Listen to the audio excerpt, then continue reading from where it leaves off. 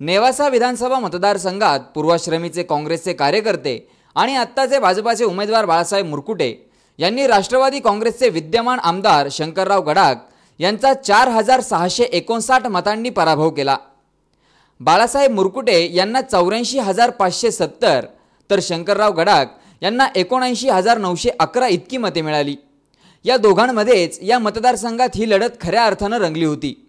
इतर उमेदवार शिवसेनेचे साहेबराव घाडगे यांना 4,766 तर काँग्रेसचे दिलीप वाकचौरे यांना 2,139 या 4 आकडी मतांवर समाधान मानावं लागलं। ऐन प्रचाराच्या रणधुमाळीत भाजपाचे उमेदवार बाळासाहेब मुरकुटे प्रचारासाठी सोनेत आले असता मुरकुटे आणि गडाख यांच्या कार्यकर्त्यांत वादावादी होऊन मुरकुटेंच्या ताफ्यातील गाडीच्या काचा फोडण्यात आल्या होत्या।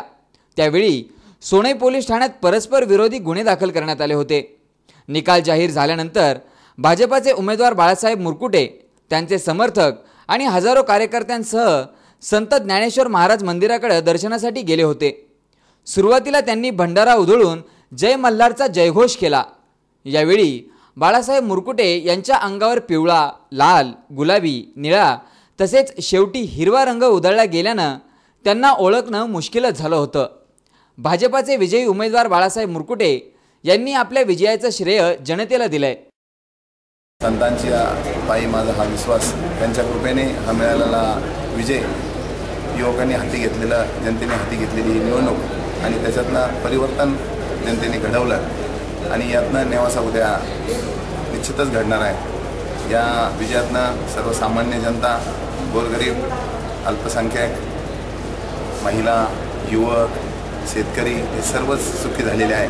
कारण हा तालुका आज दहशतमुक्त, भ्रष्टाचारमुक्त आणि BOT मुक्त, दडपशाहीमुक्त झालेला आहे। आज या तालुक्याचं सर्व काही जे संकट होतं ते टळलेलं आहे आणि एक आज मी म्हणेल की हा धर्माचा विजय आहे।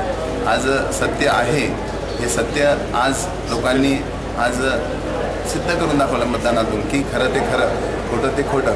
आणि जो धर्माला अडचणीत आणतो, ज्यांनी शनिदेवाच्या झोळीमध्ये हात घातला, त्यांना जनतेने धडा शिकवलेला आहे आणि यातनं त्यांनी आत्मपरीक्षण करावं आणि अजूनही त्यांना यातनं आपण सुधारण्याची संधी देऊया की जनतेनं त्यांना विश्वासाने केलं पाहिजे, जनतेला न्याय दिला पाहिजे। आज तालुका एवढा हा अनुशेष आहे तालुक्यामध्ये, अनुशेष भरून काढणं एकीकडं का भ्रष्टाचार करणं एकीकडं, म्हणजे अशा पद्धतीने तालुक्याला आज आपल्याला सावरायचं आहे आणि या सावरण्यामध्ये सर्वांचीच मदत आहे। उद्या तालुका आपल्याला घडवायचा आहे। स्वर्गीय मारुतरावजी घुले पाटील यांच्या विचारांनी हा तालुका घडलेला आहे। स्वर्गीय वसंतरावजी भोंडे असतील, या सर्वांच्या विचारांनी हा तालुका घडलेला आहे आणि निश्चितच उद्या देखील यातनं आपल्याला हा तालुका पुन्हा जुन्या वैभवावरती, नाथांच्या ज्ञानेश्वर माऊलींचं हे जे वैभव आहे ते पुन्हा आपल्याला पूर्वत आणून आपलं जे शनिशिंगणापूर देवस्थान असेल, देवगड देवस्थान असेल, कायगाव टोका देवस्थान असेल, रेणुका माता जे देवस्थान असेल, हे पर्यटकांचे स्थळ आहे। यातनं तालुक्याचं स्तर उंचावायचं आहे आणि दीनदलितांचे प्रश्न, महिलांचे प्रश्न, शेतकऱ्यांचे प्रश्न, विजेचे प्रश्न, पाण्याचे प्रश्न, रस्त्याचे प्रश्न, अनंत प्रश्न आहेत। हे सगळ्या सोडण्यामध्ये आपल्याला सामुदायिकरित्या प्रयत्न करायचे आहेत। निश्चितच एक आशाचं किरण निश्चितच आज या ऐतिहासिक विजयातनं होणार आहे। मी सर्व या निमित्ताने जनतेचे तर आभार मानतो, पण सर्व वारकरी संप्रदायाचं या निमित्ताने हा फार मोठा विजय आहे। मी सर्व वारकऱ्यांचे खूप खूप आज एकादशीच्या निमित्ताने त्यांनी मला दिलेला प्रसाद मी आयुष्यातही कधीही विसरू शकत नाही। C24 साठी प्रतिनिधी नवनाथ हराळे, शंकर नाबदे, नेवासा।